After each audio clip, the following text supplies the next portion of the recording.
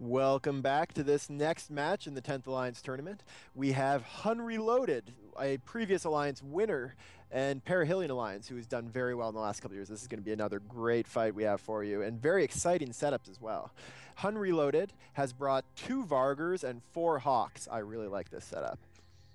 It's actually 3 Hawks, but the Perihelion setup is 2 Proteuses, 1 Aneros, and 3 Incursus. The what's really interesting is the Vargar placement here on this field. You have that 1 Vargar in the middle of their entire fleet. So the real question is if that Vargar is bait or if it came in by mistake. But actually, now the match has started, that Vargar is not the primary. We have damage coming towards these Hawks right away from the Perihelion team. We're seeing smart bombs from one of the Vargars, trying to knock off the EC drones on them. That's going to be very effective. ECM drones go down really quick. And the Vargars are heading after the Aneros for Perihelion. Honestly, you're not seeing the Hawk take much damage at the moment, but that Aneros is almost in about 40% armor, and the Incursus is in half armor. So, but then you see the spike on the Hawk itself.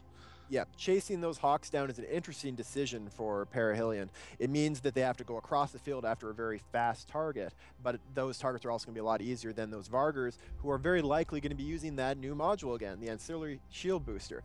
You're going to hear that word a lot, especially in these prelim matches. And one of the Hawks has gone down now already, and that Aneros, though, is taking it's an interesting decision to abandon their Aneros, which is almost definitely, it's only doing 800 meters a second, 900 meters a second, so it's most likely afterburner fit, so it's not going to be able to get away from these Vargars, especially with these nukes you're seeing from them.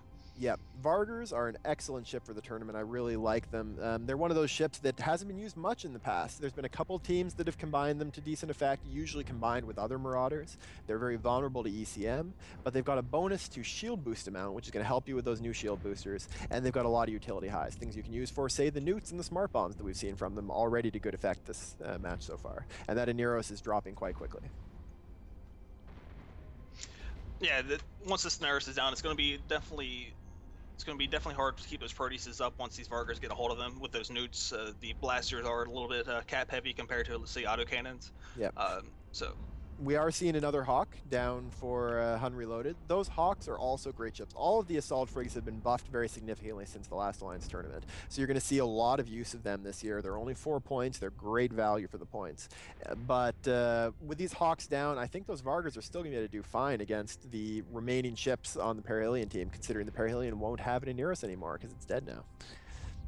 Yep. As soon as that Aneros dies, you see damage just come straight onto that Proteus, volleyed straight through shields, as well as the Incursuses start taking a lot more. Yeah, and these Vargars are going to be able to hit from extremely long ranges thanks to the fall-off bonus they've got. So they can really just start smacking damage across the field. We're already seeing them right on top of the primary Proteus of Ice Gorilla.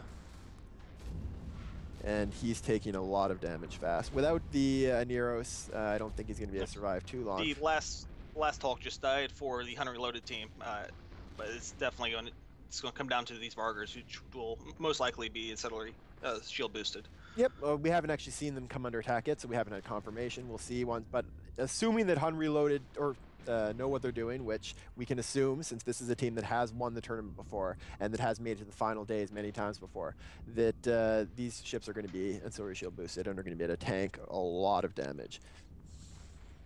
Yeah, it's half shield now on that first Vargar. I'm not seeing any repping going on. There's there one boost. So. And they're nice big boosts too, so it'll be able to hold on fine. This Vargar will be able to tank until it runs out of cap boosters on this booster. So it's only a matter of time. They don't have a cap transfer going, so they can't perma-tank these boosters. It'll never survive reloading it. It's one of those things where Perihelion would need to survive long enough to just run out the cap boosters, grind out the HP, but they're not going to do it because they just lost a Proteus. Yeah, with that Proteus down, that's a lot of DPS. I don't think they're going to be able to break these Vargar tanks. I will note that use of Incursus is, I think, a great choice for Perihelion. I'm not as big of a fan of the Proteus for the tournament. I think there's some other excellent choices, but the Incursus as a Tech 1 frigate for only 2 points does a lot of damage. It's the most damage you can get out of 2 points. So having a bunch of them together, all those Proteuses and Incursus, if they had picked on one of the Vargars that was at 0 right away, it's possible they might have made a break through the tank, but now that they've lost some ships, they're not going to be able to break any of the tanks on these Vargars. Well, I definitely think it all came down to that call to go after those Hawks and leaving their logistics behind just to get eaten up by those two Vargers. Mm-hmm. They don't have the reps anymore. I think with the logistics support on the Proteuses, I don't think the Vargers could have broken the tanks of the Proteus itself, just because they are known for having that huge EHP on the armor. Yeah, Proteuses do tank very, very well. They might have been able to just pick off the Incurses and then slowly take them down. But yes, that if the Oneirus had stayed alive longer, it would have helped a lot. I'm not sure. It's one of those choices that is easy to say was wrong in hindsight, but I'm not sure they would have won it if they'd attacked the Vargers too. If they'd attacked the Vargers, we might have said, oh, look at those foolish Perihelion pilots shooting at a ship that has a ridiculously strong tank. But either way, this setup just wasn't good enough to take Hun Reloaded. And that's going to be my second incorrect prediction of this tournament. I'm very disappointed in you, Perihelion. Why have you failed me? I believe that puts me one up there, Ravi. I did vote for Hun Reloaded in this yes, match. you are ahead of me at this point.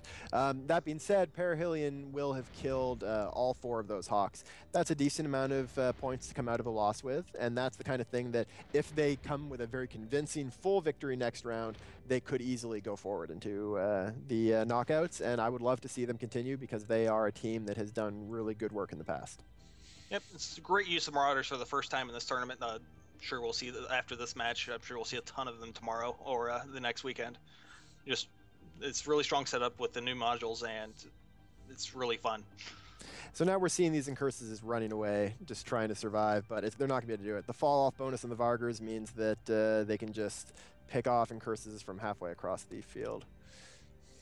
Yeah, I believe they have a bonus similar to the Machariel. Similar, I'm not sure it's quite as big, but yeah, they've got the shield boost bonus and the bonus to DP damage and fall-off for autocannons, or all projectiles. And there goes that last Incursus, and there's a very strong victory for Hun Reloaded. Hun comes out of the match. Well, actually, that last Incursus went out of the field and was taken down for a boundary violation. It seems to be sure he's giving them hearts in local He after really pressing his kill button. If you give him a chance to kill your ship, he will thank you. So we had 16 points for Perihelion. Possibly they could still be in a position where they can move forward if they do very well next week. But a full 62 for Hun Reloaded. Very strong performance with a very strong setup. And we are likely going to be seeing them in the final rounds as long as they bring out a decent performance tomorrow or next weekend. Our next match is going to be Babylon 5 ... versus Nully Secunda. So stay tuned for that. That promises to be a good fight. The so-called leaders, well, of the Delve defense until AAA came in, versus a alliance that we have ridiculed a lot for its dots, but that does have some decent tournament experience now. So we'll see how it goes.